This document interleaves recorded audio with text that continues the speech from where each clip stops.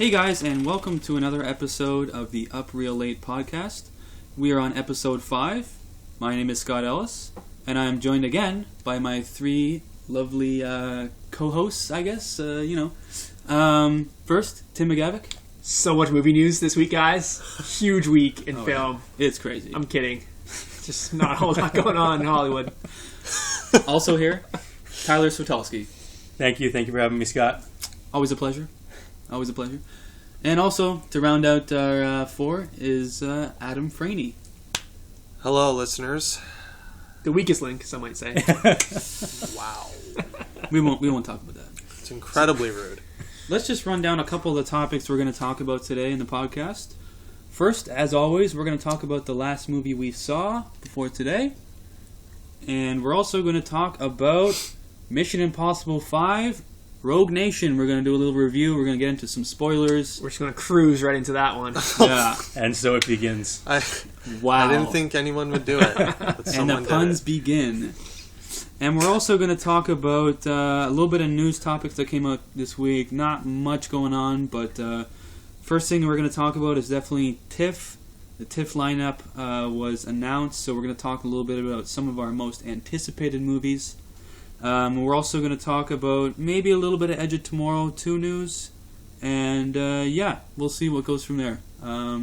Let's get into our last scene. So anyone want to start us off? This week? Nobody? Scott, you go first? I'm going to jump in then. Alright, do man. Do it up. A classic, that movie that I saw this week. Never seen it before. I always hear it mentioned. Released in 1995. Directed by Michael Mann, who you guys might know did Collateral. Is it getting hot in here? Ooh, it might get a little hot. He also did Last of the Mohicans and Ali, just to mention a few. He's had a scattered career. Yeah. But the movie is Heat. Oh. Yeah. It's a great movie. It's getting hot in here. Heat, yeah. Starring Al Pacino, Robert De Niro, Tom Sizemore, Val Kilmer, John Voight, Wes Studi is also in it. I don't know if you guys know. He's been in a bunch of movies. Ashley Judd, Diana Benora, and Amy Brenneman also round out the cast.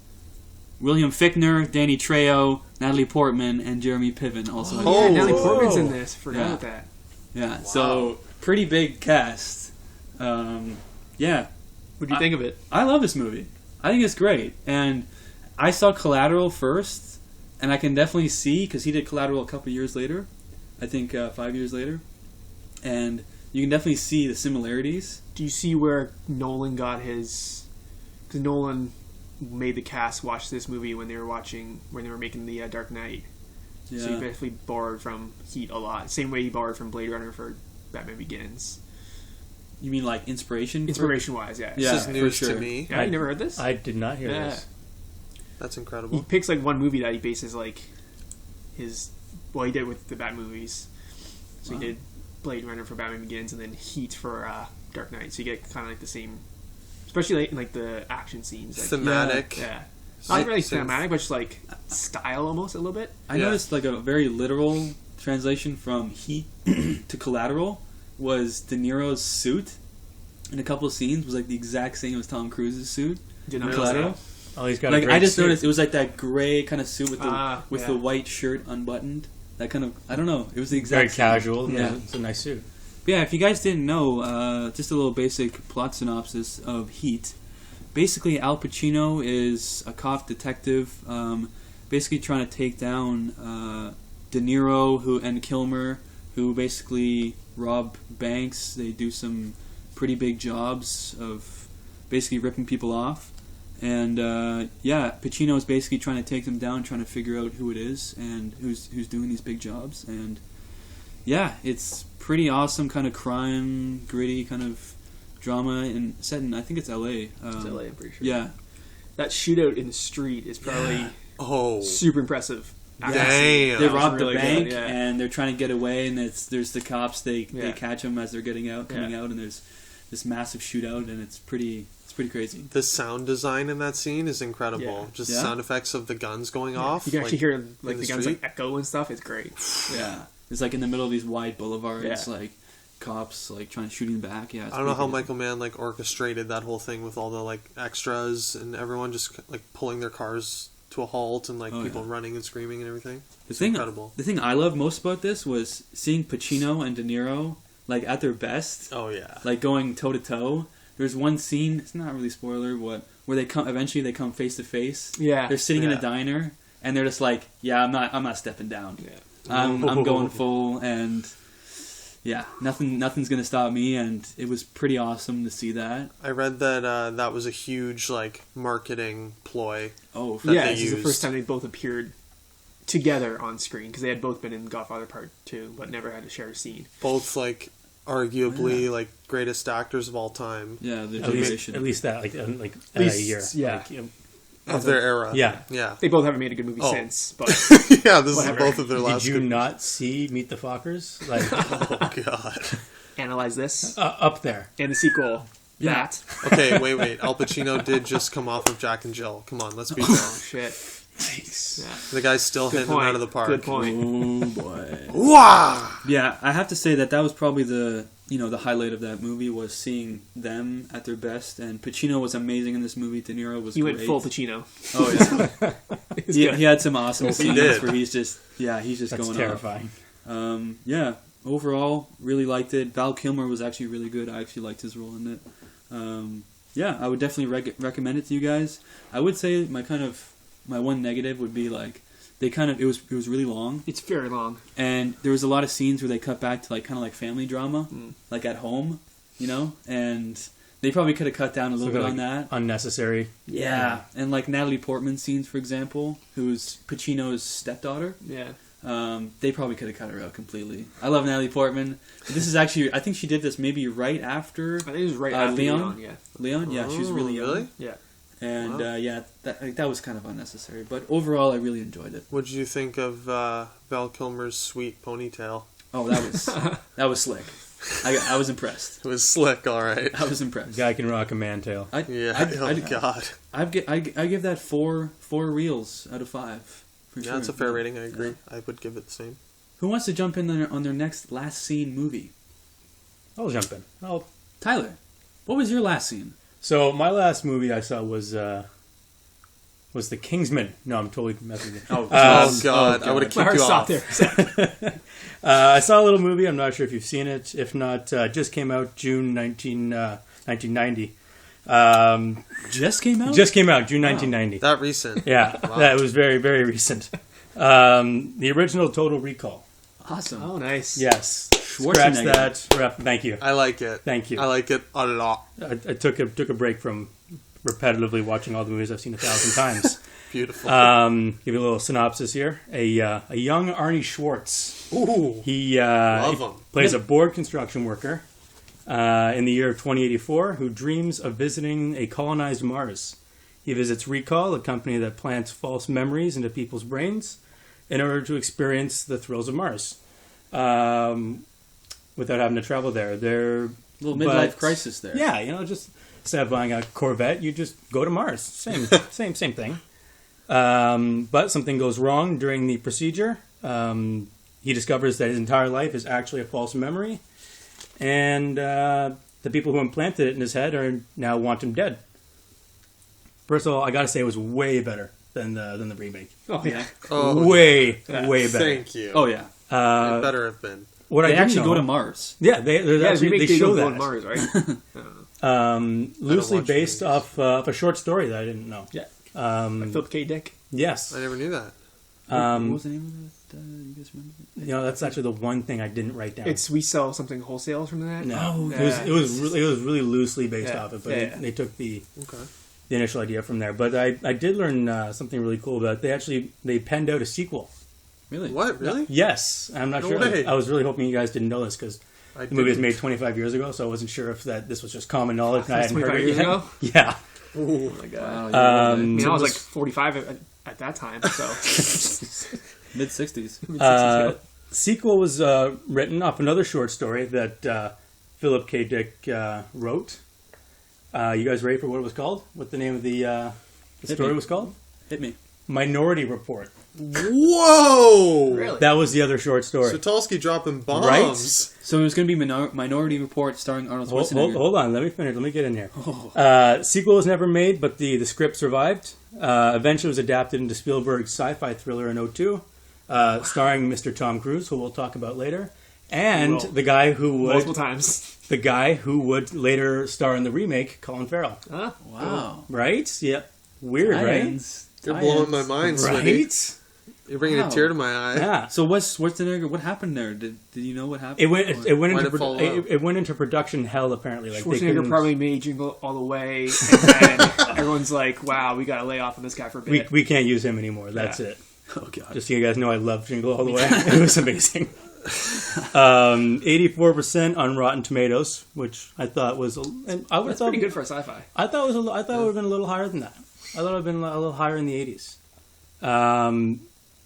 What'd you think? I loved it. You loved it? I loved it. Yes. I love it too. Thank you. Yeah.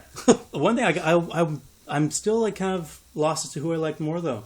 Kate Beckinsale or Sharon Stone. Oof. Right? Like in her prime, Sharon Stone. I'm going Beckinsale. Or Kate Beckinsale. Just in general, or like in the actual movies themselves? I haven't seen the remake, Yeah, so I I haven't can't seen the say. But I like Kate Beckinsale more as an actress and as a... I like Beckinsale in the remake, but Sharon Stone was pretty great. She was a babe. Yeah. That's a toss-up. Yeah, it's a toss-up. It was difficult. But yeah, I'd have to give it a high 3 out of 5 reels. Nice. Yeah. Almost a 4. Can we do like a spoiler alert? Because I have like a spoiler question. Yeah. So spoiler alert, if you haven't seen the 25-year-old film Total Recall, just skip ahead like a minute. What do you think of the ending, the ambiguous ending? Do you think it was real or that's dream? the thing. I don't know. They had a sequel set up, so you have to assume that kind of was a dream, wasn't it? It's hard to say. Yeah. It's one of those ones that are just kind of left open. Yeah. They did it on purpose. They just didn't. They wanted to keep it ambiguous. For sure. Yeah. Schwarzenegger in his prime, though. I love that movie. Yeah. The special effects, movie. the practical They effects. hold up. Oh, yeah. They're pretty hilarious sometimes. Yeah. But like when he's pulling that probe out of his nose, out of his nostril, I was like, ooh, cringe. The one thing I liked a little more in the remake was the fact that they actually made what was the rebels' name that they were trying to catch the leader of the villain, Cueto.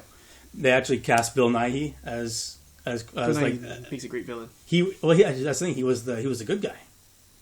He was the good guy in the remake. But then I thought he was better than that little tumor that they had in the first one. Wasn't a fan of that gross little Muppet tumor that was on that guy's side. I thought that was cool. I thought it was cool. Probably at for the time. Yeah, it was a cool effect. Yeah. I don't know about the character. I much rather Bill Nighy. So Bill Nighy played that character? Instead of making it like a two-in-one person that they did in the first one, right. They actually was just a totally separate character. Okay, I like that more. I like that more. Yeah, because they didn't have like the mutant aspect. They didn't, which was something that totally threw me off when I watched it. Do we know what the remake was rated? I didn't know. I think it was PG. Not R, right? Oh, no, probably not. It was PG. See, this is my problem with the modern day blockbuster. Like, in the 80s and 90s, you could have a rated R, edgy blockbuster like a Total Recall. Mm-hmm. And, Paul Verhoeven directed. He did RoboCop and, like, Starship Troopers.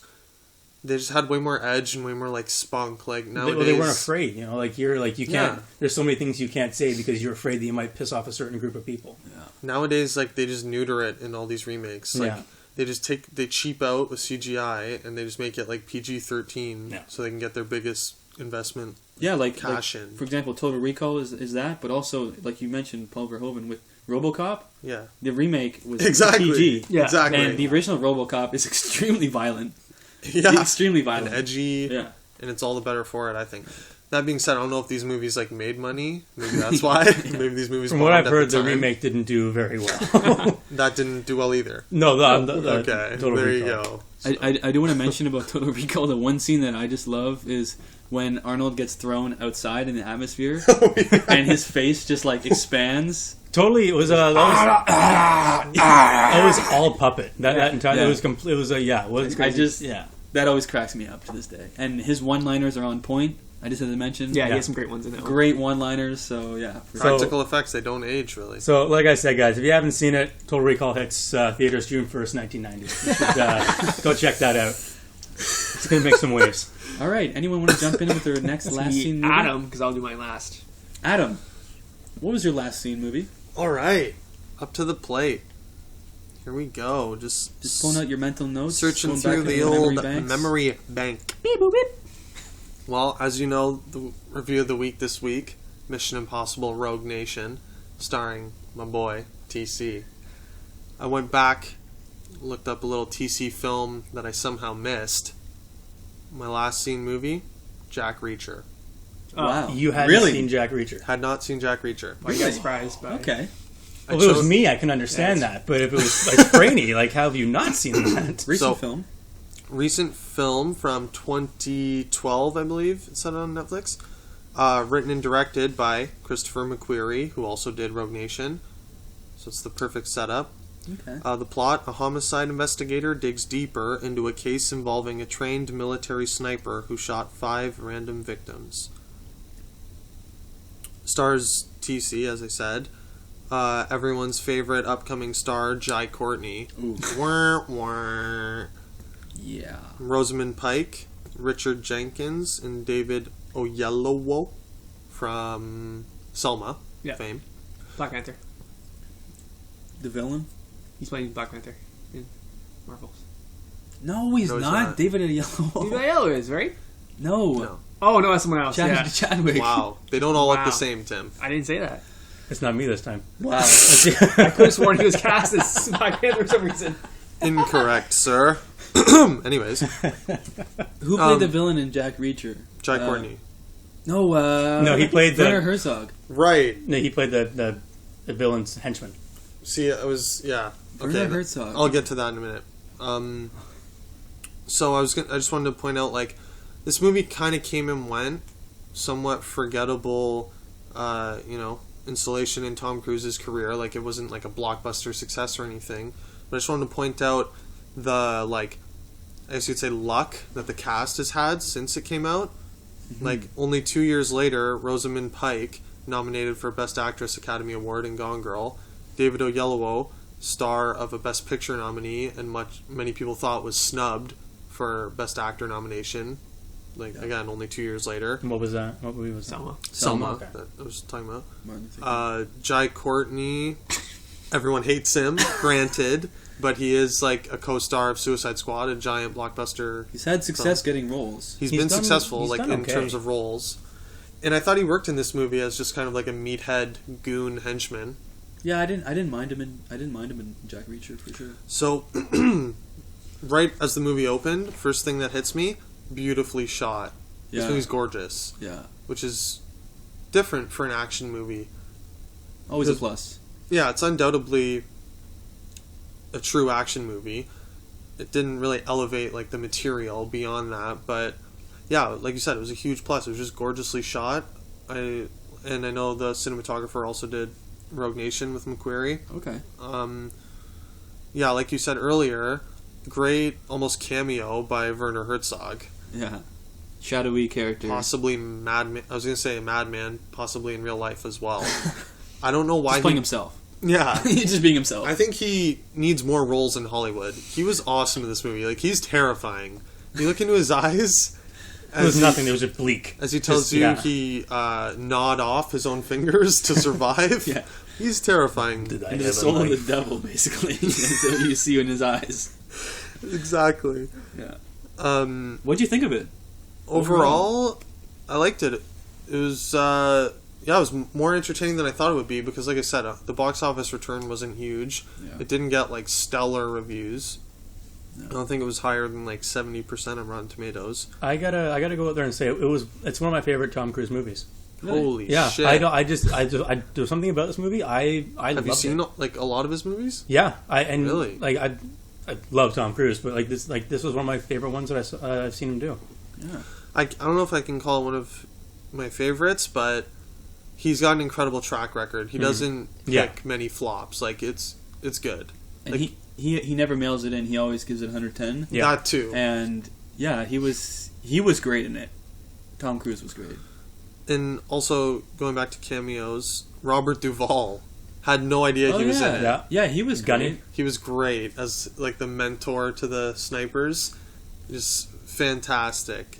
And There's a scene near the end where it's kind of spoilery. Spoiler not alert. not really spoilery, but where he kind of has some badass kind of scenes right near the end. Where Yeah. he's using his rifle to full effect. I love, like, he's telling Tom, like, little tricks. Like, Tom asks him, like, why are your eyes closed? What are you doing? Can you even see anymore? Because you're so old, basically.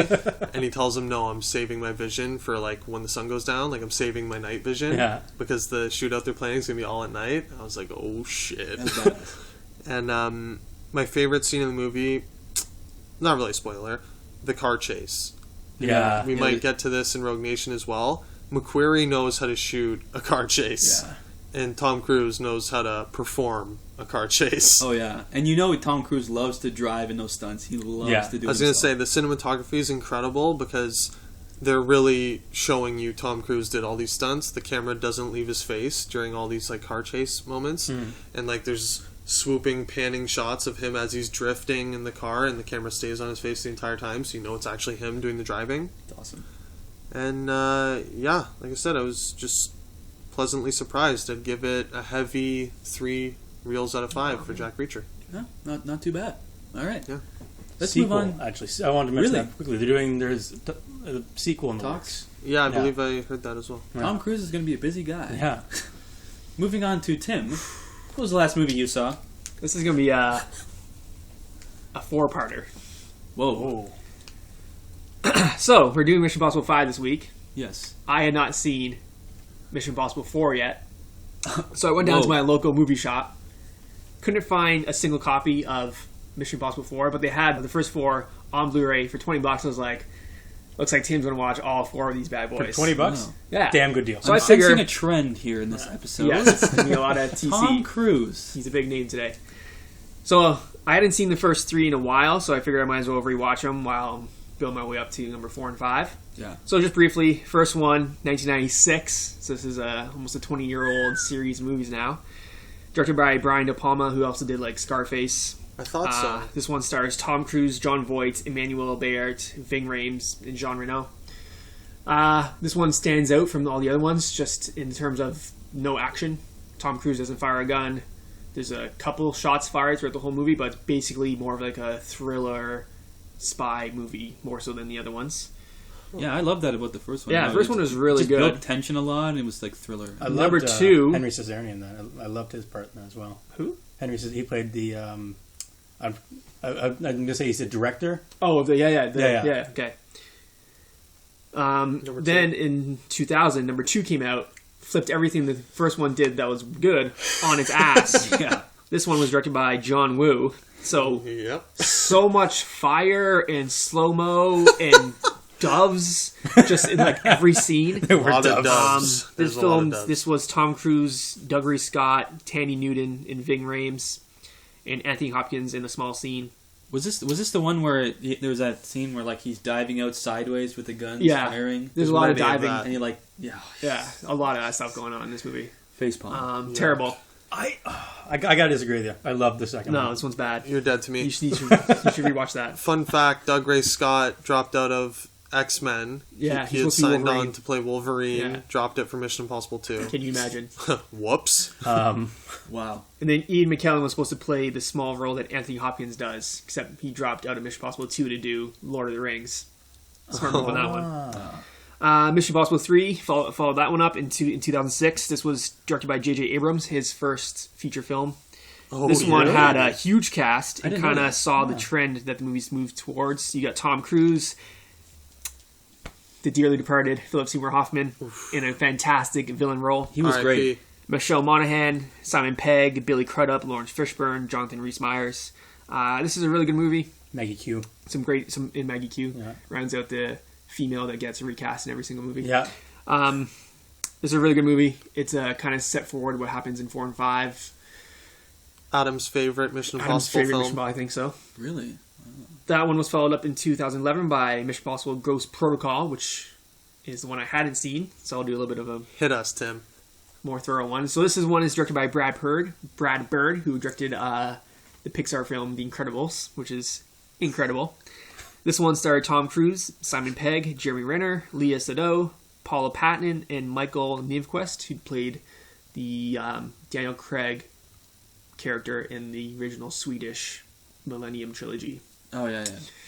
Um, Go through this it. movie was really, really good. It's probably the second favorite Mission Impossible movie. Let's probably say Rogue Nation is probably ahead of this one now. Yeah, what would you? How would you rate Mission Impossible movies?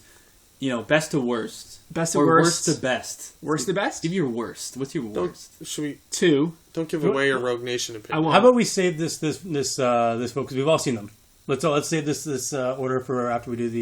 You want to do that? Yeah. Okay. Let's rate our. So yeah, this favorite one Mission feels a lot more similar to Rogue Nation than any of the other ones. You can kind of feel they got the same theme going on. I think this started back in number 2, where you started seeing Tom Cruise doing his own incredible stunts. So number 2, you had the mountain climbing scene. Number 3, I don't know, he ran a lot in that one. There wasn't really He a huge did action thing going on. all Number of his 3. own stunts. Yeah. I know the scene where he's running on the highway and a car blows up Yeah, beside him and he that's gets a good one, flung. too. He actually broke his rib in Number that scene. 4, he had that incredible scene climbing the Burj Dubai. Burj Yes. Dubai Tower. Breathtaking. That's probably where most of the budget went into, because besides that, the effects in this movie were god awful. You didn't like that horrible No. sand. The sand looked bad. The Kremlin blowing up looked horrible. Well, there was no effects in the tower scene. Yeah, exactly. Other than I digitally think they removing spent- his piano wire Yeah, that exactly. held him to the tallest building on Earth. insane. This one I'd probably give like a light 4 out of 5 reels for Mission Impossible Ghost Protocol. Okay. Awesome movie. And you get kind of the cast that kind of starts the number 5, which you got Tom Cruise, Simon Pegg comes back, Jeremy Renner comes back. It feels like 4 is the beginning of a new trilogy. Yeah, And now yeah. Rogue Nation was the second in that. Yeah, For And sure. Tom Cruise has confirmed the 6th is on the way. makes sense. Is he? Because last I heard, it was kind of up in the air as to not he was going to do another one. Because I think the rights he's were gonna up or start something doing like this. that. Oh, after the success of this. Yeah. Well, maybe? Jeremy Renner was planned to take over for Tom Cruise in 4, but then Tom Cruise, I think in the editing room, they loved what Tom had done so much they basically edited it down to no passing of the torch scene, Mhm. and they basically said, okay, we'll give TC another trilogy, and then maybe Jeremy Renner might take over. Maybe. Jeremy Renner, the man who gets screwed out of taking over action franchises. The Bourne franchise. Yeah, Matt Didn't work Damon out so coming well for back him. for Bourne 5. Sorry, Renner. So while we're on the topic of Mission Impossible, let's move over to our review of the newly released Mission Impossible 5: Rogue Nation, directed by Christopher McQuarrie, who you also mentioned earlier, starring, as we know, Tom Cruise, Simon Pegg, Rebecca Ferguson, newcomer to the franchise. Yeah. Ving Rhames, Jeremy Renner, as you mentioned, Alec Baldwin, Sean Harris, who was great, Tom Hollander, and Simon McBurney round out the cast. Released July 31st, 2015. Yeah, let's get into it. Rogue Nation. What do you guys think of this movie? Overall? Overall, I really liked it. Probably Yeah. like 4 to a heavy 4 out of 5. It was a fun action movie. They seem to strike the perfect balance between like action and comedy. Like there's enough comedy in here. There are some problems with it, but overall, really, really fun, enjoyable movie. Yeah. I loved it. I'd say probably it would be one of my favorite Mission Impossibles. Like, it would be higher up there. You mentioned earlier, Tim, that you thought the Ghost Protocol was closest to the feeling of Rogue Nation. Yeah, Like, definitely. I would have to. I got to disagree. Really? I would say the first one is a much closer feeling to Rogue Nation because the first one, if you haven't seen it, then well, you're an idiot. Go see it. He was disavowed. The entire it was disavowed the entire first movie. The entire first movie. He does go rogue a lot. That's fair, yeah. Thank you. And then this one here, he's completely disavowed again. Right, like that. Like everyone's trying to find him. Like, Yeah. I'd say I got a much closer feeling from the first one. Adam, your thoughts? I didn't love it. I'll start with that. Of course, you didn't. I know, I'm the Debbie Downer of the podcast, apparently. Yeah. Wah, wah. No, I don't mean to sound like I hated it. It was good. I enjoyed it. It was very entertaining, but I think these movies from here are becoming of like there's 3 main action sequences, and everything in between is just an excuse to like hurry up and get to the next action sequence a bit for me. It's a bit of like fatigue, I guess I'd say. And like we all for the most part agreed, it felt a lot like Ghost Protocol, and for me that was like a downer. I just felt like it was more of the same. I guess Is it a spoiler to say the opening sequence? Not really. No, that was one of my problems with the movie. Is that the Yeah. best scene in the Right? movie, the one you've been building up in the trailers, Was is like the very nothing. first scene. They Yeah. blew their load in the first 5 Yeah, minutes. it's like Dark Knight Rises. Best scene in that movie is the first scene. I guess that's... Yeah, See, I But- disagree. I wait. disagree. Well, but in Dark Knight Rises, they didn't show that in the trailer. they released that separately as a 7-minute trailer before Mission Impossible 4. Yeah, but not like to the public. They built that up as a huge part in the movie coming out. In Rogue Nation. Rogue Nation, yeah. Yeah, they showed the best part in the trailer, and I thought maybe that was the climax, and there's like all this left to my imagination, like, oh my god, that's just the tip of the iceberg. No, you pretty much saw the whole thing in the trailer, Yeah. and that's the first 5 minutes, Yeah. and that was the best part. I've got to say the scene in the movie felt a lot shorter than it did in the trailer. Like it seemed like it was over so quickly. I think that's probably fair. Yeah, It looked like it was way like the scene was way longer in the trailer. Like looked like it. that's what I mean. They, Yeah, I think because they cut off right as the plane is mid-flight, Mhm. it just kind of made you think, oh, this is going to be an insane climax. yeah. Yeah. And then, like you said, Yeah, he pretty much ends right there. it ends with a fizzle. Not a See, bad- I like the fact overall. I really enjoyed the film. There's some great performances. I thought the action was great, really funny in some parts. But yeah, I think that scene, like, I like that because they showed it in the trailer. We all knew it was coming. We all kind of saw kind of the payoff of him hanging onto the side of that plane. I think it was good for them to do it in the beginning, get it over with, and then it kind of set the tone for the rest of the movie. You know, it's kind of like that scene in in a lot of James Bond movies where, you know, he's out in a mission or something, and something crazy happens, and then it cuts to like the intro scene. like Casino Royale. Yeah, exactly. Yeah. And it was kind of that scene just to kind of set the tone for the rest of the movie. And I like that they did that. And I think there were some really good, you know, action sequences later on in the movie that I think were great. Even on par with that beginning scene. There's a scene where he's underwater, and it was just the tension was crazy. And there's an amazing car chase sequence and with motorcycles and everything. I Yeah, think car chase scene Yeah. was that was sweet. fantastic. So I think there's definitely, I definitely don't think that it was a negative to show it in the beginning. I actually like that. Well, see, like, I'm fine with putting it at the beginning, but don't show it in the trailer and make that the selling point of the movie, And then have it be over with. and then open Yeah. your movie with that.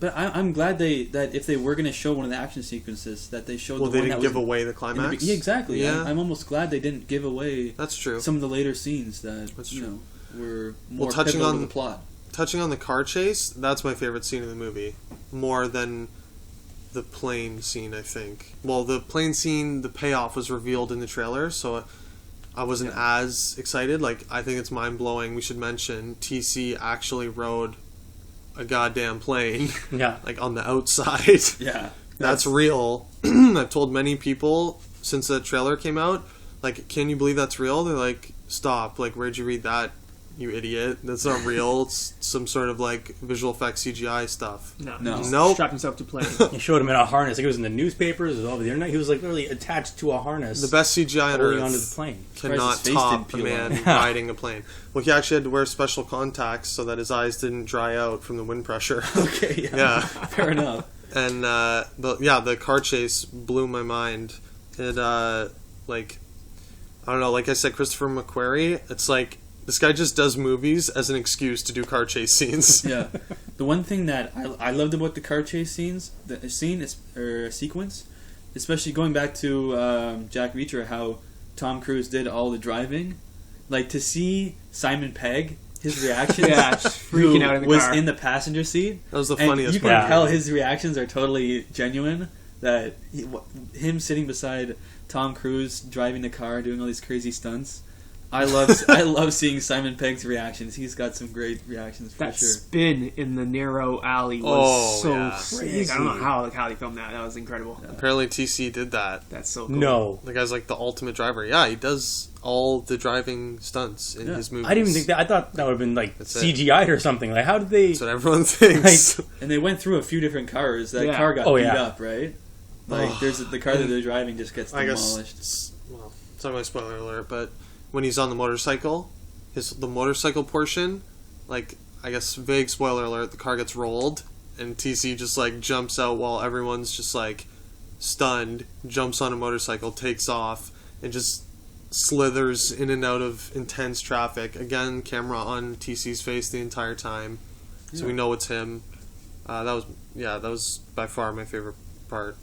Let's talk about one actress who I thought was great in this that I don't think I've ever seen her in anything else. She looked familiar, but no, I And haven't that's seen her. Rebecca Ferguson, who played Ilsa Faust in the movie. She sounded familiar. What do you guys Her think of her voice. performance? Do you guys think she was a good addition to the I think she Mission was Impossible great. franchise? She's probably the strongest female they've had in the Mission Impossible series so far. She kicks some ass. Yeah, she kicks some ass. Mhm. Opposed to the other ones. Paula Number Patton. 4, Paula Patton was pretty good, and Lea Seydoux was a pretty strong female character too. But like, I don't know. I felt like this character was like strong. She actually had like, I wasn't sure which side she was on for a really long time. She was a good foil for Yeah, Tom it was Cruise, great. for Ethan Hunt to Yeah. kind of, is she good? Is she bad? What's Yeah. going on? And Tyler, what do you think of her?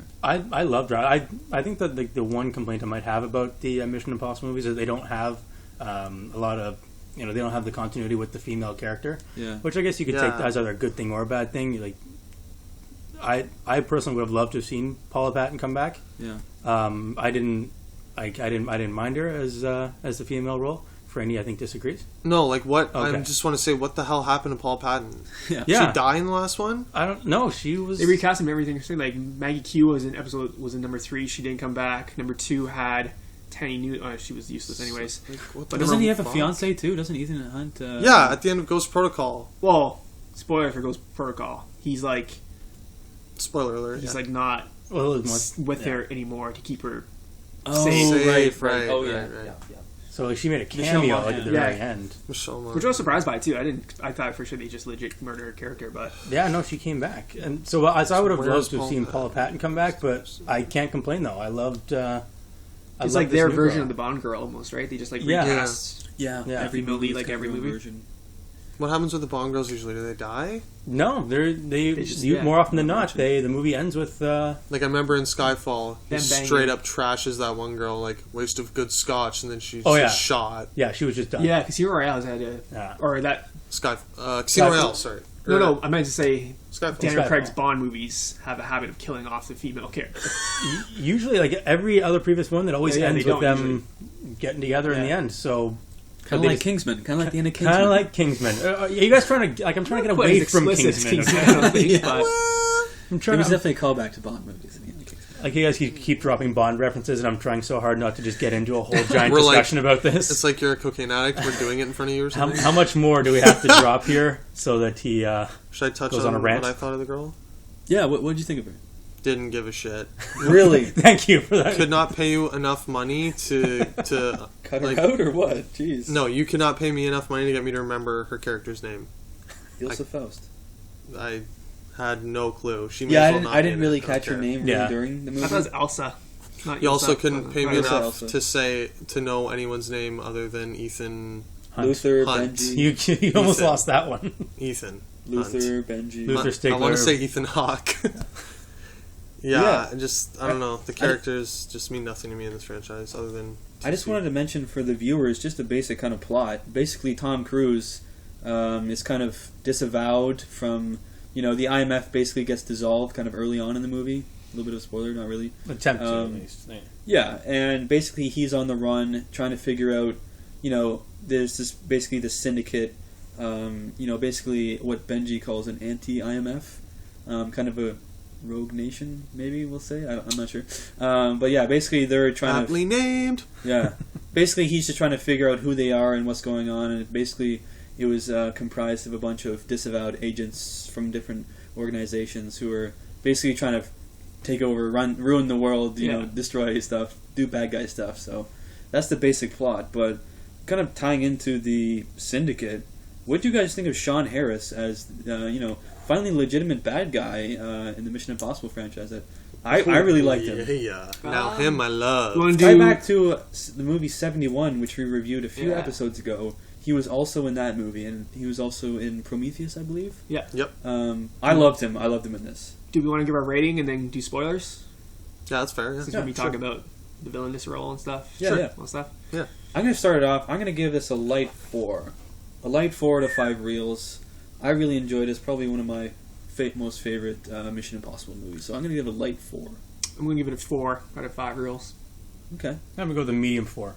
Okay. No. Tyler gives it a medium 4. No. So 4 again. We're 10 medium Did 4. you light 4 or heavy or no, just 4? straight on 4. Straight 4. I'll go with a 3. Okay.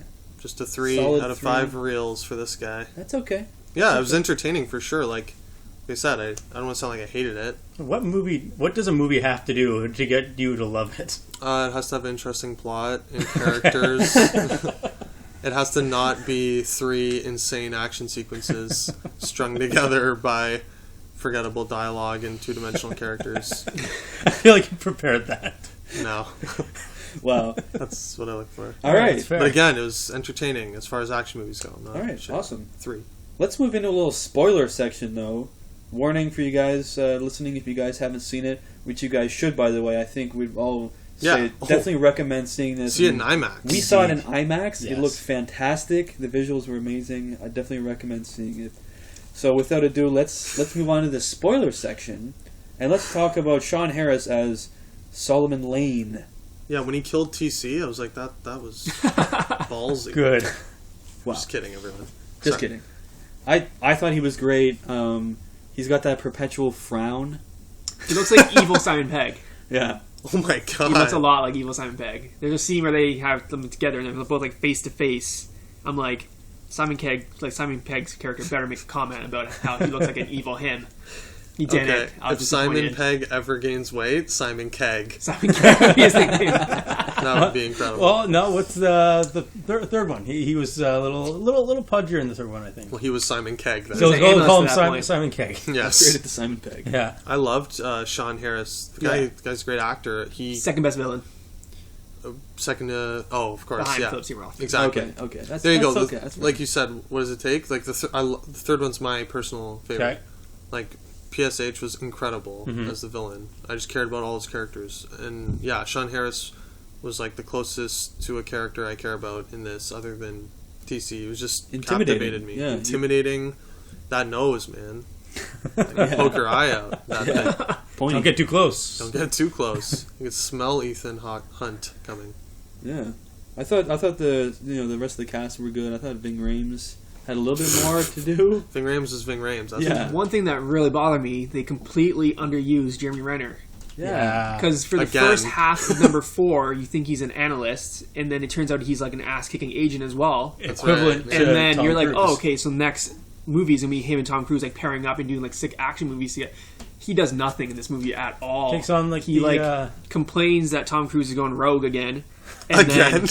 again. then he just like is in a car, which was just a humorous scene, and then He didn't even have to he be does there. no action. He Do does you no action think that scenes. his complaining of Tom Cruise going rogue was a meta line? Like him complaining that Tom Cruise won't let him take over the Probably. franchise? Maybe.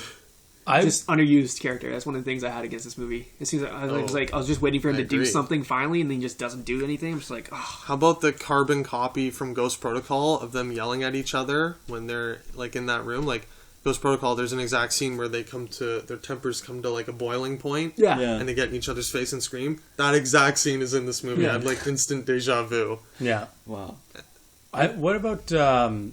I thought like seeing this you get like halfway through, you see like, okay, well I guess he's not going to be doing a whole lot of action in this movie, right? So I kind of assumed, like, because I kept going on about they didn't have a new secretary. I thought I guess he's going to take over as the secretary. I Yeah, and guess? then they just give it to Alec Because Baldwin. he would be the best. I'm like, what's Alec Baldwin doing? Like, Did we mention Alec Baldwin's in this? Yeah. Yeah. Yeah. I didn't mind Alec Baldwin. I mean, he was. I love He just Alec kind of Baldwin. did Yeah. the Alec Baldwin Thing, yeah. Kinda kind of thing, yeah. stereotypical role, just a Big meanie. Yeah, He whispered angrily. That's for sure. yeah, basically. But I assumed he'd take over as secretary, but no, went to Mr. Alec Baldwin. all right, yeah. I wanted to touch on. I was completely. So I did a lot of reading up on this movie. So I was looking forward to it huge. And I read that Tom Cruise held his breath in real life for like 6 minutes for the underwater Really? sequence. Yeah, I don't know if you guys heard about this. I said that because like the girl was practicing and she didn't even make it to 2 minutes. Yeah. So I feel like how as did Tom spies, they Cruise, should be able to. Tom longer Cruise than 2 minutes. held An his actor breath in real sleep for life 3 times as for long 6 minutes. as this agent? You sound like the people that didn't believe he rode the plane and the people that didn't believe he did the motorcycle chase scene. I mean, within reason, but that's crazy. Well, hey, I'm not saying he's incapable of lying, but I'm just saying I can confirm that he said he held his breath for 6 minutes, and the cast and crew confirmed I it. just want to mention that scene. That was crazy. I was like, oh my goodness. Like, Well, what I was getting to was like I felt he did that incredible feat, if that's true, for nothing. I hated that scene. really? Yeah, because that was my most that along with the plane thing. I was anticipating like, oh my god, he held his breath for 6 minutes in real life, and then I come to this scene and it's like this CGI like green screen. Like he didn't even have to do that underwater. It looked terrible to me. It was just like he was swimming in front of a green screen. Well, I did something new they hadn't done before, which I think was kind of the point. I think they're reaching. I think they're out of ideas. Are they Jack reaching? Oh, boy. Yeah. Oh god. They Jack overreached. Oh wow. I do want to say, like, the one thing that I didn't like how they keep going back to the face swapping, like using other people's faces. I don't mind that They because keep going back to it every time. their Benji still classic- didn't get to do it. that was okay. Yeah. For listeners, I watched all 5 in a single day. I woke up at like 7 a.m. and watched the first 4, and then we went to see Jesus those. Arguably the 10 second one. hours worth of movies. Yeah. So it was a hilarious scene, like progression, where like the first one, they actually used like a legit John Voight mask for like a single take. Like Tom Cruise actually had a mask on. They didn't use like any effects, and it looked incredible. Number 2 was just masks galore, fucking masks everywhere. Yeah. 3 was they used like Philip Seymour Hoffman's. 4 was when you get Benji like really wanted to wear a mask, and every time he's about to wear one, you're like, actually no, never mind.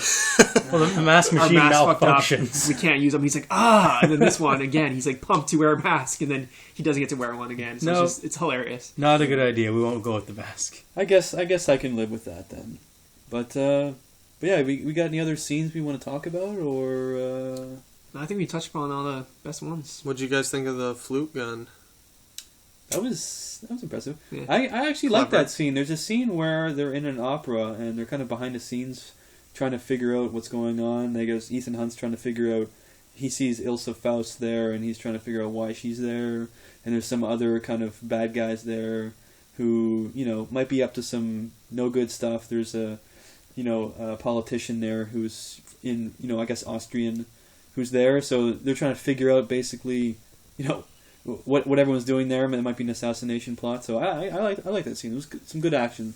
The flute gun was interesting. Because Mike Winters from work was asking me about the flute gun and whether or not I liked it.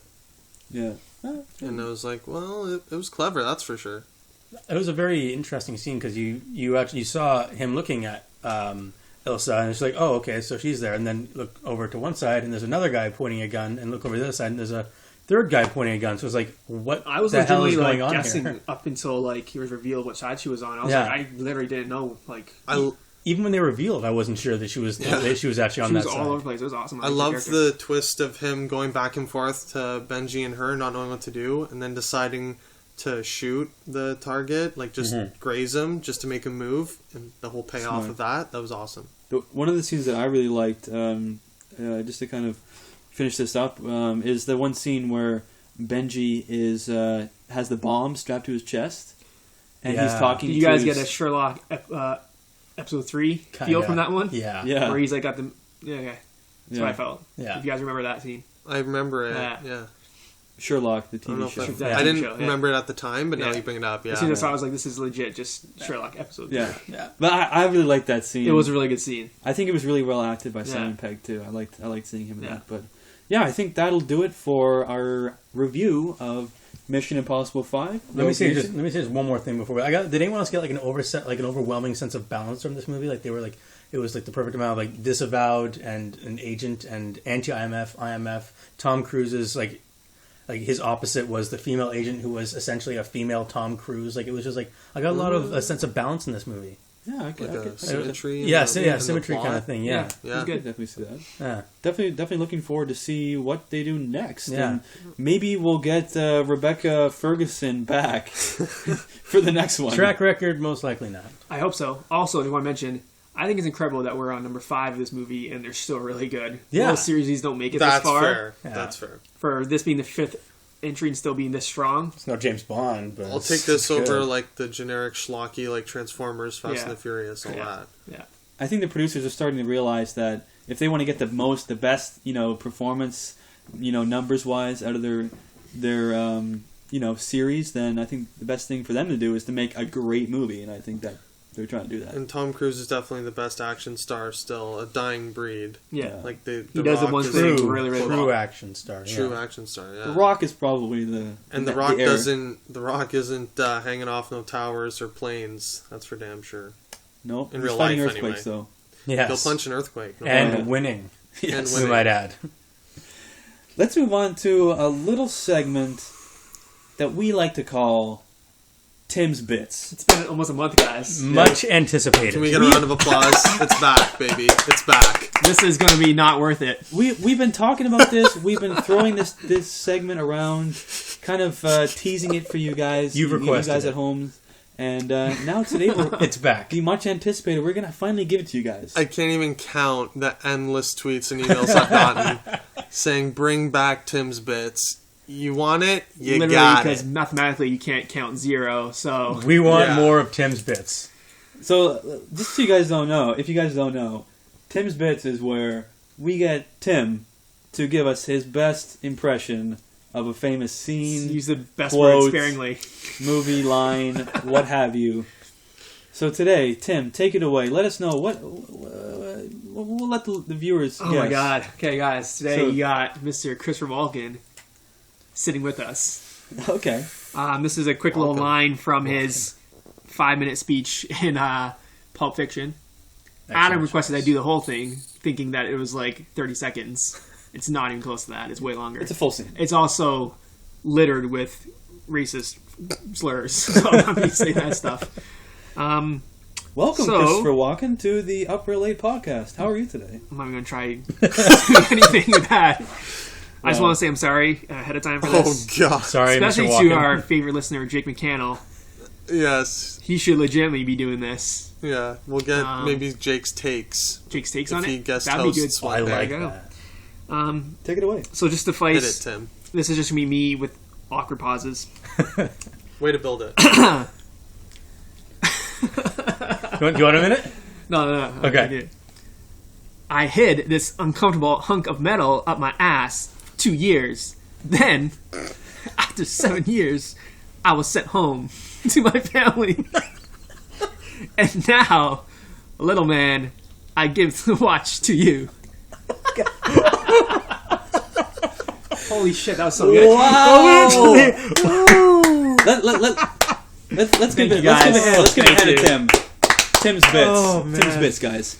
Wow. We need to have that segment more. He does this for free, folks. We pay him nothing to deliver that incredible level of talent. When you have a gift, you got to share it with the Right? world, Tim.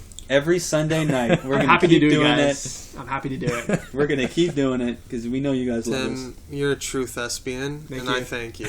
You guys are welcome. It's like I was sitting across from Christopher Walken himself. I just hope listeners just close their eyes and just pitch for that exact scene. Yeah. We'll keep You your know eyes what? open. 'cause When you we're gonna listen to show. this at home, put on Pulp Fiction. Yeah. Skip to the Walken Sync it up. monologue. Mute it and sync it with Tim's voice. Tell me there's a difference. I dare you to tell me there's a difference. All right. Let's move on Oh to my god. our couple of news topics came out this week. First thing we're going to talk about is TIFF. Toronto International Film Festival is happening this September in Toronto. So, and this week they actually released the lineup for the movies that they're going to show. So, what we're going to talk about today is we're going to talk about our most anticipated movie to come out at TIFF this year. So, anyone want to start us off with one of their most anticipated movies from TIFF? I'll go first, I guess. My most anticipated would be Sicario, but that's already my most anticipated fall release, so I'm not Okay. going to mention that. But that is my most anticipated. Okay. Next would probably be... I'll do two quickly, because I know I want to do The Martian. I'd be remiss if that didn't get mentioned. Yeah. But it comes out in September, a couple weeks later. Yeah. But that's just directed by Ridley Scott, written by Drew Goddard, starring Matt Damon, Jessica Chastain, Kristen Wiig, Michael Pena, Kate Mara, Donald Glover, Chiwetel Ejiofor, Jeff Daniels, Sean Bean. So you know Huge who cast. dies in that movie. Sean Bean might not make it out. Briefly, after a fierce storm on Mars during a manned mission, one astronaut, Matt Damon, is stranded on surface when his team leaves him, thinking he has died. So looks really, really good. Ridley Scott's kind of hit and miss, but generally his space movies are pretty decent at least. Yeah. So we'll see. But my real most anticipated, besides Sicario and The Martian and Legend and a couple others, would probably be Beasts of No Nation, which is directed by Cary Fukunaga and written by Cary Fukunaga. Now this man, if you don't know, is director of season 1 of True Detective, and he directed specifically the 9-minute uncut scene from episode 4. This guy could direct a shot-for-shot remake of like any Sandler movie, like Don't Mess with the Zohan, and I would watch it.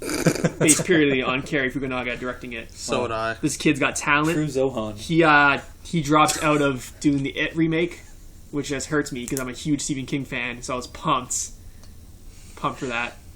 By the way, just to tell you, like to give you an idea of how much of a Stephen King fan Tim really is, if you ever go into the break room, like on a 15-hour lunch, you'll see him there with his face in a Stephen King book. Oh, yeah. It's true. It's true. I've read nothing about Stephen King for the last year and a half. I've seen it. No. So Beast of No Nation is unique because it's the first film that Netflix they pretty much bought the rights. Well, not pretty much. They have bought the rights to distribute it already. So it's being released in theaters and on Netflix same day on October 16th, I think it is. It's pretty new. It's pretty it's pretty great. Unique way. This stars Idris Elba, my man, Stringer Bell from The Wire. Oh yeah, baby. And then on IMDb, they only list like 5 other characters, so I don't know how much actual characters there are going to be outside of those 5. But basically the movie is about a young boy named Agu, who after his parents are killed, is forced to become a child soldier in a rebel army led by a brutal leader, which is Idris Elba. The young boy is Ibrahim Atta. He has one other movie to his credit. Again, just playing like a young African child. So it's kind of like, this could be like a big role for him. This is more like unknowns kind of. This is completely unknown. Idris Elba is by far the largest name in it. Sounds to me like Blood Diamond if Jimon Hunsu and Leo D never came into the picture and his son literally just grew up like his life. It's based on a book by a Nigerian American. So based on a true story? Or no, I don't think it is, Did he because draw the from his IMDb life? synopsis just has it listed as an unnamed African country. So I think it's just kind of like an overall arching, like these are themes and things that happen Totally in possible. Africa. Yeah. Oh yeah, Right? yeah. Like Blood Diamond. Right. Yeah, that's yeah. not a true story, right? No, I think it is based actually. on some things that Mostly happened based in on real Based events. off articles from the newspapers at that time. I believe. Nothing specific. But the trailer's great. It's out now. You can see the trailer. It's almost like a single scene from the movie with a couple shots kind of intermixed in, but it's mostly just like it's just about like coaching this kid on to kill this other rebel soldier. But yeah, it looks really, really good, and Cary Fukunaga does awesome work. So I'm very, very excited for this one. I saw the trailer. It looked pretty incredible. I'm super excited for that, and I like the I don't want to use the word gimmick, but just the innovative way that they're bringing it onto Netflix and the theater at the same time. Yeah, It's like I can watch it from the comfort of my home, same day it comes into theaters. That's I cool. think that might hurt them a little bit though in the end, would it? Because Money box office wise, it's going to hurt Yeah. for sure. But they're releasing it in October for the hopeful Oscar buzz, though. It won't hurt them if they release it in the theater so that they can be eligible for a Best Picture nomination. That's true. I gotta say, I watched the trailer and it didn't blow me away. Like I got kind of what you said. Like got that. It kind of felt like Blood Diamond again, and it didn't wow I didn't me. mean that as a negative. I know, but yeah. I mean, like Diamond. I've the already best movie seen it ever. before, kind of. Thing. I know what you mean. Yeah, Yeah. exactly. I love Blood Diamond, by the way. But yeah, it was just kind of. It didn't seem like anything new that I hadn't seen before. But I will say, I love Idris Elba. I love anything he's in, and I have faith that he's just gonna knock it out of the park in this role. Like I think he's just gonna, sink his teeth into this role and just go off. And I'm looking forward to it. Who doesn't love it? The trailer didn't blow me away, but I'm still looking We know forward one to guy it. who doesn't love Idris Elba. Oh, I knew that was going to happen. Just so you all know, I love Idris Elba. Likely to be the next Bond. But I'll by tell you all what I don't accounts. like is... No, I can't even go into it without going into a rant. I'm not going to do it. All right. For the Spectre episode, we'll get it. Yeah, we'll get there. Well, let's tell the group here what you're most anticipated. Okay, so Tyler. my Tyler. My most anticipated was actually is a trailer or a movie I heard about a long time, like months ago, and I've been wondering when the hell it was going to come out, and so I was looking through the TIFF list a couple of days ago, and I saw this. I was like, oh, okay, well, I guess that's when it's coming out. Black Mass, starring Johnny Depp and a huge list of other actors, all huge names. I'm just going to run through a quick list here. Benedict Cumberbatch, Joel Edgerton, Kevin Bacon, Sienna Miller, Corey Stoll, Holy Juna shit. Temple, Adam Scott. Wow. Fucking crazy. Adam Scott. What a guy. Yeah. He's probably playing like a pencil pusher CIA guy. Oh yeah, That's my guess. So I'll give you a little brief synopsis. This is the true story of an unholy alliance between the FBI and Whitey. I'm not sure if his name is Bulger. One of the most notorious gangsters in U.S. history. I don't know. Like I haven't done a lot of reading about this movie because I don't want to ruin it for myself. But what I would like to do is I would like to actually go and read the book. I'd like to find it's based off a true story off a book. There, I'd love to read the book, which I don't think will be possible because I can never sit through to finish a whole movie. And I'm attempting to read. just a get book. the Cole's notes. Yeah.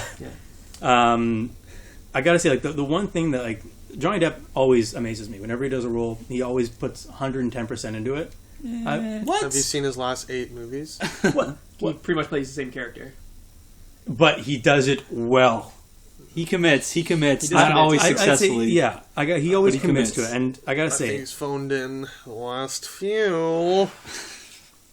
is there anything any of us are gonna be able to say without you having to just completely disagree with it? The entire world hates Johnny Depp's last 10 movies. Should we go into his Respectfully disagree there. Thank you. Okay, Tyler I'm going to does. bring up the memory bank real quick.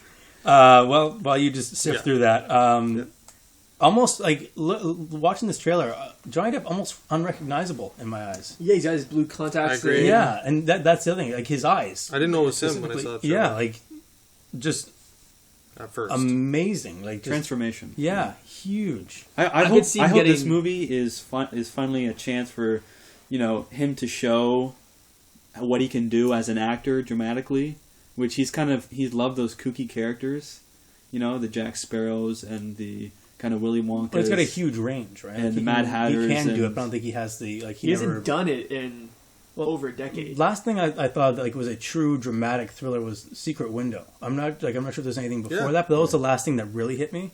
What was that? and- What was that? Transcendence? Doesn't that go along with what I was saying, though? What do you mean? Like, I was saying, the last time he's given I was thinking given- last dramatic role, not like the last That's what I good mean. movie he was in, but I'm thinking dramatic role. The last one that really hit me was Sorry, yeah. well, at least that I can think of. the last serious dramatic performance he gave was probably that, and that was 10 12 years years ago. ago. Yeah. Okay. Yeah. 2004. There was Public Enemies, not the most successful movie. No, it's Not huge. Michael It's- Mann's most movie. successful movie. Yeah, No. not as amazing as I think everyone So, thought it was going to be. I've remembered, without looking anything up, he was nominated for an Academy Award in 2004 for Finding Neverland. Okay. Great movie. And since then, in the 11 years since then, 2005, Charlie and the Chocolate Factory, which I hated, and I thought he was terrible in, as Willy Wonka. You guys agree? Yeah. I didn't think he was terrible. I think that as far as a crazy character goes, I think that he nailed it. Yeah, he committed. Yeah. His Michael Jackson He impression. really as Willy acted Wonka. in that movie. Yeah. 3 Pirates of the Caribbean sequels, which I thought were all terrible. I liked him in it. I liked him in the Fourth one, didn't like. The other 3, loved them. He's always good in them, but the plot never. Yeah, I don't blame him for the fourth one. I blame the movie for A that. cameo in the Imaginarium of Dr. Parnassus, which I haven't seen. Good, must admit. good movie. Yeah, it's pretty good actually. I saw Okay, that's 2009. Public Enemies, which I saw, was underwhelmed. Didn't. Yeah, alrighty. That's not a sound effect. That is actually Tim just disagreeing completely, wholeheartedly with that. Okay, Alice in Wonderland, I didn't mind him. Didn't love the movie. That's 2010. The Tourist, shit movie, he shit in it. Yeah. Love Rango, Yeah. But again, it's just voice work. he brought nothing to it. Just his voice. He could have showed up in pajamas. Rum Diary. He probably did. Let's be to honest. be fair, he definitely just showed up in Oh, pajamas. yeah. in that. Rum Diary, You guys shit. wouldn't? He shit in it. Jack and Jill, I don't speak of that movie ever. He was in that? Well, I wouldn't even know. Adam Sandler's Jack and Jill? Yeah. Really? Yeah, really. Cameo. 21 Jump Street. Great cameo. He amazing cameo. You have to give him that. Yeah, amazing but his cameo. performance, It was only a he cameo. literally went, hey, I'm this guy, and got shot. That was a cameo. Yeah, Well, so spoiler, man. that's an amazing performance. That's 2 seconds of him saying, hi, I'm Johnny Depp. It's Did you terrible. know that was Johnny Depp the entire movie? No. Oh, Amazing. God. When he wasn't speaking, it blew Rest me my away. case, guys. Dark Done. Shadows, one of the worst movies I've ever Okay, seen. terrible. The Lone Ranger, one of the biggest bombs of all Supposed to be time. also terrible. Transcendence, I heard he phoned in and was terrible. I haven't seen it. Well, it wasn't really wasn't kind of really in it. You know, there wasn't a lot of acting for the first. And again, I this love is how my you've point. seen all these movies. You've seen Yeah. all these. Are these the ones you've been watching this whole time? Guys, I love Johnny Depp. Okay, Okay. Tusk, I heard, was Secret's terrible. The truth comes out. Into the Woods, I heard he was terrible in. no, I didn't mind him. Mordecai looks like one of the worst movies ever made wasn't to me. it was not good. And then his next one scheduled is Black Mass, which Do you know that he looks like passed could on be good. Grand Budapest to do Mordecai? No. Ray Fiennes. And these role? are the Yeah. type of horrifying things that Johnny Depp Okay, has well- done Anyways, recently. That retrospective was... So you just pretty much tore down my entire belief I'm sorry, I'm about sorry. Johnny Depp's career in the last 11 years. So Black thank Mass, he could get some Yeah. Oscar buzz. It Who knows? could be the redemption of He Johnny can Depp. act. I'm not saying he's a piece of shit. He can act, but he's the Adam Sandler of dramatic actors right now. He's phoned it in for at least 5 years. I think we're all kind of excited for this movie. I think seeing the trailer, you can see the potential of what There's Johnny potential. Depp could pull off. One Not- thing there's that worries potential. me is that I don't really know the director. Okay. Then again, it's me, so not knowing the director is pretty much a normal thing. But it's Scott Cooper. I think he only directed 7 things altogether, including this. Let me go through the memory Yeah, bank. you guys Talk amongst you guys yourselves. just do a little thing and see if you guys recognize any of those titles. I don't know. He directed Jeff Bridges to his first Academy Award and only Academy Award in Crazy Heart, Okay. Oh, is that guy? Crazy Heart. Nice. which is whatever you may think of the film, decent film, but he knows how to get a performance out of his lead actor and lead Yeah, them to okay. an Oscar, right? There you go. Only 3. He's only Good directed 3 films. Crazy Heart, 2013's disappointing effort Out of the Furnace. Was not a huge fan with Christian Bale and Casey Affleck. Didn't see it. I And thought it was now okay. Black Mass. Fair enough. Well, with that, I think I'm going to jump in with my most anticipated TIFF movie, and that is Trumbo, a movie starring Bryan Cranston of Breaking Bad fame. man. I'm pretty excited for this movie. Yeah, Helen Mirren also in it. Elle Fanning, Diane Lane, John Goodman. Oh, sweet. Yeah, John Goodman. John Goodman. Goodman. John Argo Goodman. reunion. Louis C.K. also apparently has a role. What? So Interesting. I'm in. Yeah. I actually really like him Louis- acting. Yeah. Him in American Hustle Yes. was hilarious. Best part of American Yeah. Hustle. Loved it. But yeah, if you guys didn't know, directed by Jay Roche. I'm not sure exactly what he's done in the past, but yeah. So basically, Trumbo is a biopic of Dalton Trumbo, who was in the 1940s. He was a screenwriter in Hollywood, and him and a number of other members, in Hollywood, were blacklisted by the government for having views, towards the communists. Positive views towards the communists. So they were blacklisted. They weren't allowed to work on movies or anything. And the thing about Dalton Trumbo was the fact that he actually won 2 Oscars while he was blacklisted Really? for writing screenplays under an alias, under another name. So yeah, I think it's a really interesting story. It's incredible. Interesting time in Hollywood that happened, and yeah, I think it's funny. Like the one thing that I was reading up on the actual situation. It was the Hollywood Reporter. There was an article in the Hollywood Reporter who, is still well respected today, and there was basically an article outing a bunch of members of the film community who were apparently, communists. And I think it was funny that it was a Hollywood Reporter that started that. But yeah, I'm really excited for Trumbo. Biopics always do well this time of year, getting into the fall. I think, Especially ones that are about Hollywood. They tend to love movies about themselves. So I think it's That's starting to fair. do really, really well this time of the year. I mean, it's coming out in the Oscar season, Yeah. and it's Bryan Cranston, who Ooh. I'm really glad finally gets a chance to show his chops in a movie. I don't know if you guys seen Godzilla, the movie that came out last year, or the year before. He was in Godzilla? 2013. 2013. He was fantastic in it, but spoiler alert, he doesn't make it out of the first act of the movie. Well, And now, we get stuck with that wooden board. They Yeah. did the old bait and switch. Yeah. Showed Cranston the whole trailer. Switched him out with Aaron Taylor Johnson. Disappointing. Bet you didn't see that coming. No, I didn't. You got me, Godzilla. You got me good. literally just beat Perfect. me to that. Perfect. But yeah, I'm really excited to see Bryan Cranston finally be able to show the world what he can do in a dramatic role. And yeah, I'm really excited. He got a sweet mustache in this movie. So get excited. Now, let me just cut in the director, Jay Roach. How do you feel about this movie knowing that it's coming from the director of the Austin Powers trilogy? Really. Really. And the Meet the Parents trilogy? Really. Really. He did all three of both the movies? Wow. Interesting. You know what? That's interesting. How do you feel because now? It feels almost like it could be a passion project, you know? You get someone like that Perhaps, who... yeah. I just don't know how they would Doing land something on so this different. guy. Yeah. Yeah, but that's kind of my instant reaction there, is that maybe, you know, it's something that he's thought about for a while. You know, he's a director. It's a story about Hollywood. This might have been a passion project for him, and I feel like it's kind of nice to see someone who's done straight comedies and kind of, you know, maybe they're... And I'm pretty sure he's also... I don't know if he wrote it too, but yeah, I think that would definitely be cool to see someone kind of throw themselves into something that they're really interested in, which they obviously must be. Clearly, with that cast, he's got some of the heavy hitters on there. They have faith in this guy. Yeah, the screenplay's got to be great to get all... You know, they got Helen Mirren Yeah, as like, as holy supporting. shit. I'm not sure if she plays his wife or something close to that. I think that might be it, or a confidant or something like that. But Elle Fanning, who, you know, is great in a lot of... Yeah, she's actually really talented. She's the better of the two Fannings. Yes. Ooh, bold. I would agree. Not bold. Oh, I gotta say, her earlier career, I liked Dakota? her. Yeah. Dakota, yeah, but Yeah, she peaked at like 5. Yeah. She peaked at like grade 3 or something. That's terrible. Yeah, Poor girl. I'm pretty excited for Trumbo. So Adam, let's move on to you. What's your most anticipated TIFF film of 2015? Well, we should say stay tuned. I think we are doing a TIFF episode, are we not?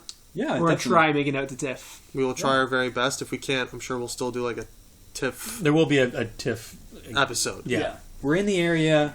We're gonna try and make it to TIFF, hell or high water. We're gonna do It's something. in our homeland. Yeah. We must attempt Yes. at least one film. So, Adam, So, of the newly released TIFF lineup, my personal most anticipated, I know some of my colleagues here share this, Demolition. yes. Timmy, Scotty. Not much known about this film, I Ty, will say. Heard of it. There's one thing I Okay, know so- about this movie, and it's the only thing I need to know. The is star. the starring my boy, Our Jake boy. Gyllenhaal. Our boy. boy. Can't share him, guys. I'm sorry. He's our boy. You guys can have them. Arguably yeah. starring the most interesting actor working today, Jake Gyllenhaal. Co-starring Naomi Watts, Chris Cooper, and a newcoming unknown also playing one of the lead roles. Directed by Jean-Marc Vallée, who directed the 2013 film that I personally love, a 5-reeler Whoa. for this gentleman. You heard me, folks. Dallas Buyers Club. Really? Oh. Really? Wow. Okay. That makes me much more excited. Yeah. Probably 4.5 on Letterboxd, but 5 in reels on this show. And in reality. Reels are not transferable in Adam's mind. That's correct. Also directed last year's Wild with Reese Witherspoon. Okay. But so he's riding 2 Best Picture nominations in a row, and the former won Best Actor for McConaughey, and then last year a Best Actress nomination for Witherspoon. So this guy's on fire. He's looking to go 3 for 3. Hopefully, our boy Gyllenhaal will finally get his first Academy Award nomination. No, he's had him. He's 2 been already. for what? Jarhead? No, 1. Sorry, he was up for Best Sporting for Brokeback Mountain. Right, Okay, that's right. right. That's right. Well, he deserves 3 for being snubbed for Nightcrawler, Oh, yeah. In Prisoners. nomination-wise, and Prisoners, Fantastic in Prisoners. and Prince of Persia. Yeah. Whoa. Probably his best Whoa. role. Trying to sneak that in I mean, there. I Just bought him kidding. as a Persian, so I didn't. Kidding. The movie's terrible. So Demolition, what's it about? do we even know? Well, we do. Bit of a vague plot. Not that I need to know. I'm sold on Gyllenhaal. But Davis, Gyllenhaal, a successful investment banker, struggles after losing his wife in a car crash despite pressure from his father-in-law, Phil, to pull it together. Davis continues to unravel. What starts as a complaint letter to a vending machine company turns into a series of letters revealing startling personal admissions from Davis. Letters catch the attention of customer service rep Karen, played by Naomi Watts, and amidst the emotional and financial burdens of her own, the two form an unlikely connection. And with the help of Karen and her son Chris, the relative unknown I was talking about earlier, Judah Lewis, Davis starts to rebuild, beginning with the demolition of the life he once knew. Okay. So I think it's going to get into some deep emotional territory. We're just going to see like the demolition of a man's soul, and just Breaking down and complete starting over. breakdown and start over. I can't wait to see Gyllenhaal, Throw himself into the role. throw himself as he always does. You know he's gotta going to do give that. 110. Yeah. You know he's going to give it all. And The I'm recent box office fizzle, Southpaw, also critically panned. The only thing I'm hearing in every review is Gyllenhaal deserved a better movie around his performance. Apparently, he's absolutely Carrying it? jaw-dropping in Yeah. that movie. excited. If not for the Yeah. physical transformation, I know his actual acting in it was fantastic. I was as well. pumped for Southpaw. I think we were planning on reviewing it I was too. last week, and then Yeah. Not, Just terrible not well reviews. received.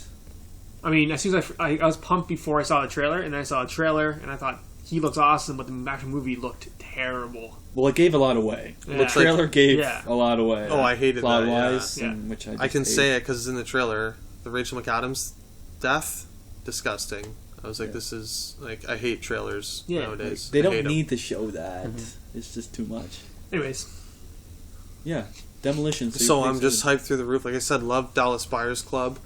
The director's on fire. excited. Oh, yeah. He's 2 for 2 for Yeah. Best Picture nominations. So it should, at the very least, be a fairly good movie. And we know Gyllenhaal just doesn't phone it in. The guy Yeah. goes excuse get- my French, full retard. But in a good way. In a good I know way. you're never supposed to do that, but I- yeah, he's just goes all in, and he's a top 3 actor for me right now with Bradley Cooper and Leo D, I'd say. Yeah. I'm just pumped. Yeah, This I looks think, incredible. I think we're all excited for TIFF. I just want to throw out, bonus-wise, I just want to give my kind of bonus TIFF movie that I'm excited for. The Lobster. I don't know if you guys know about The Lobster. It's kind of an out there movie, okay? Directed by Yorgos Lanthimos, who's, I think it's his first English language film. he did Dogtooth, which is a big foreign hit, I think. Yeah? I'm not too familiar with his Which is work. about a family that are secluded from the rest of the world. Okay. Interesting. Apparently it's messed up. But this movie, starring Colin Farrell, Rachel Weisz, John C. Reilly, Lea Seydoux, Ben Whishaw. Ooh. Um, Sado Wishaw. nice cast. But all we know about this movie, there's one photo out there, and the plot synopsis, which is, it's about a curious hotel where residents are charged with finding a new mate within 45 days, under the penalty of being transformed into animals should they fail. Why would anyone go there? I don't know. I'm intrigued. Now, there's a clip that me and Adam watched today Really? of this. I haven't seen this. It looks pretty quirky. I don't know if it's too quirky, but there's a scene where they're talking about which animal they would want to be transformed into, and John C. Reilly says he wants to be like a parrot. Colin Farrell says he wants to be a lobster, so I'm guessing he's probably the main character. And then Ben Whishaw flies off the handle on them, saying that their choices are super stupid, and that John C. Reilly's lisp will carry over if he becomes a parrot. So it would be a parrot with a lisp, and then if Colin Farrell becomes a lobster, people are just going to crack him open and eat him. So it looks super quirky. Yeah. I can tell it's a foreign director because it Yeah. has that offbeat sense of humor. Yeah. With I just think foreign it's- films. I just think it's the perfect kind of TIFF film. This artsy. This like, is like Yeah. this is what TIFF is about. It would be It's that like, type of movie. what was his name? Yorgos Lanthimos or something like that. Yeah. Right, him. Lanthimos. He clearly has like grown up on like the American art house film and just like idolized TIFF, and like this is his like ticket into TIFF, doing just like an offbeat kind of hipstery, Yeah. quirky comedy. Is it kind of like maybe like Paul Thomas Anderson or anything like? It was. I kind of thought maybe like a Grand Budapest kind of vibe or something. No, Wes it's not. Anderson. This looks darker than Or Wes that. Anderson. Yeah, This looks not like Paul it's Very Thomas. different. Wow. Not PTA. Very different. I got it. Yeah, it mixed looks This a doesn't little. look nearly as like whimsical as a Wes Exactly. Anderson movie. It looks like the color palette was all gray and kind of drab looking. So I Oh, think really? I think this would be a fairly dark movie actually. Oh. like a The subtle Dogtooth is Wes pretty Anderson. dark and messed up. Really? Yeah, it looked like a dark comedy Yeah. for sure. Even what Ben Wishaw's saying, like he's going into graphic detail about being eaten alive as a lobster. Yeah. Really? He's like, they'll put you in a pot, boil you, then crack Suck your you out. shell and succulently remove the innards. Oh, like, wow. things like that. Yeah. Makes me. I really want to see this. I gotta clip see now. this clip now. It's like a minute long. It's and Colin Farrell getting his dad on. Yeah. He's got the full dad bod, double chin, mustache. cold Awesome. water going on. It's He looks like a dad. yeah. This is what TIFF's all about. Those random, quirky movies that you never heard of before. And yeah, if you guys get a chance to go see TIFF, maybe check out some of these movies that we are excited about. So yeah, we might let's talk about one topic. Let's talk about one topic today. Biggest news story of the week? Yeah, Sure. Edge of Tomorrow 2. Slow news week. We're gonna circle back around to Tom Cruise here. We're gonna Full tie, circle, baby. We're gonna tie it up with Tom Cruise. So Tom Cruise was quoted today, or this week actually, as having thought of a great idea for Edge of Tomorrow 2, which if you guys haven't seen, it's a fantastic action flick. Last year I think it was fantastic. But yeah, he apparently has a great idea for a sequel, and he's pitched that to Christopher McQuarrie and Doug Liman, who did the original, and they're hoping to get Emily Blunt back. And apparently, she said she needed a year because she's pretty busy. But yeah, what do you guys think about possibility of Edge of Tomorrow 2? I love that movie. Mm. It's really underrated from last We can year. all agree It kind that- of flew underneath the radar a lot. Doesn't need a sequel. Doesn't need it, especially if it's just not because the first one's based off a manga called Live Die Repeat. It's a book, I think, but Oh, we know it's called All You Need Is Kill. Yes. That's what it is. Sorry. Yeah, Live Die Repeat was the tagline. tagline. Yeah. Now the new title of it. Yeah. Big mess. Yeah, it doesn't need a sequel, especially if it's not an original, like it's not based off source material, it's just like original story. I don't see where they could go with They're it. kind of gambling with that. Though. Yeah. Yeah. well, apparently the author of the book is apparently writing a sequel. Okay. So if they base off that, I'm cool with that. So Oh, really? Apparently, yeah. It's a manga. Is it? Yeah. Oh, It's not okay. like a novel, but he could be continuing the manga. Yeah, I heard that there was a sequel in the works. Really? So maybe That- I don't think it's gonna be the same storyline. I Well, think it's just gonna be like a new adventure with those characters. I think guess, that one of the would best have to be. aspects of Edge of Tomorrow was the fact that it was sort of that like kind of video game aspect where Yeah. he dies and comes back, dies and comes back. Yeah. And I think they're going to have to use that again. But maybe it won't be Tom Cruise's character. Maybe it'll be some other thing. Maybe it's the bad guys doing Yeah. that. Maybe Okay. they have to react to it. So Tom Cruise becomes the next Emily Blunt. Maybe takes on like that kind of like he becomes that. there's someone else that has it. the teacher? Oh. Okay. Well, And spoiler alert. Yeah, if he becomes like the supporting character. At the end, Maybe, I didn't don't they know. I don't know. retcon like the whole movie? Isn't everything was reset at the end? Yeah. yeah, but So how think could about he it. If the aliens Emily have the Blunt- technology too, maybe there's another way for them to reset everything. Oh, Maybe there's kind of God. Because they went into detail about like how that worked, but they didn't like they So could have gotten very creative with it. There could be ins and outs to their Yeah. theory there. This conversation tells me this is a bad idea. If we're talking about, well, they could retcon the retcon to force a sequel money grab. Like, I don't see. like it. I think the team behind it. I think they know what they're doing, and I think they would try and do something smart with it. And I think Christopher McQuarrie, if he comes back, maybe I'm not sure if he directed. Did Doug Liman direct? Doug Liman directed it, which I think was the thing that probably benefited the most it was him directing the movie because it had a lot of like satire, which is what he kind of does a lot. So if he doesn't come back to direct it, I'm gonna lose even more interest than I have right now in it. They could get someone. Yeah, I gotta agree with Tim. I think that it was a great movie, just amazing movie. But I think it was fine on its own. Yeah, like it doesn't set up a sequel, doesn't require a sequel. If you add to it, it will just like they're not it. doing a Groundhog Day sequel for a reason. They never would for a reason because the magic is it's in the first. It's there, isolated. Yeah. It's an isolated story. Yeah. Overall, it does. I really loved Edge of Tomorrow, and I see your points. I kind of want to see more of it, but I also would. We all love it, right? Yeah, Can we agree? I'm intrigued by this news. I'll definitely watch the trailer with hopes that it would. Yeah. So, I do think that. Yeah, I would be okay. I would be okay if they didn't do a sequel.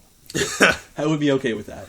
It's always nice to have some movies where they just do a one-off and it's good on its own and they just let it be. Yeah, let it be. But yeah, I think that will do it for episode 5 of the Up Real Late podcast. Yeah. So thanks for listening, guys. Hey guys, you can follow us on Twitter at UpRealLate. You can find us on WordPress. That's upreallatepodcast.wordpress.com. You can follow me on Letterboxd. If you're a fan of Letterboxd, you should be. It's fantastic. I'm loving it. I got a bunch of lists going on. That is UpRealTim on Letterboxd. Yeah, thank you. You can. You guys just kind of wasn't sure if you were done there, and I mid sentence okay, he's done. Follow me on Twitter at Mogi6 MOGEY6. Franny. You can follow me on Twitter at Franey25. That's FRANEY25. I'm also on Letterboxd with Tim. I'm UpReal Adam. That's one word. Real spelled REEL. Letterboxd, we should also mention, is letterbox and just the letter D.com. Yeah. And Great website. You guys can follow me on Twitter at S_Ellis71. And I did just join Letterboxd, but yes, you did. I gotta work on my list. I gotta work on my movies, so stay tuned for that. And yeah, if you guys have any questions, comments, leave them in the comments below. Okay, so apparently, look forward to me on Letterboxd next week. Yeah, I will. Yeah, we all are. The listeners are probably raving on the edge of their seats. Why isn't Tyler on it? I need to know all the movies he hasn't seen. It might be all Bond. It might be all Bond and Kingsman. Rank every Bond film as top your 10 first Bond list. moments. Top 10 guns in Bond. Top 10 funny moments of Bond. So stay tuned. As if they were taken from comedies. Top 10. And until next week, thanks guys. See you later, guys. Thank you. Cheers. Bye.